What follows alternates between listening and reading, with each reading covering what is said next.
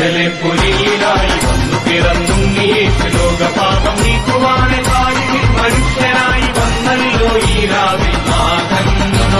മറിയത്തിൻ മകനായി മണ്ണിൽ വന്നല്ലോ ഈ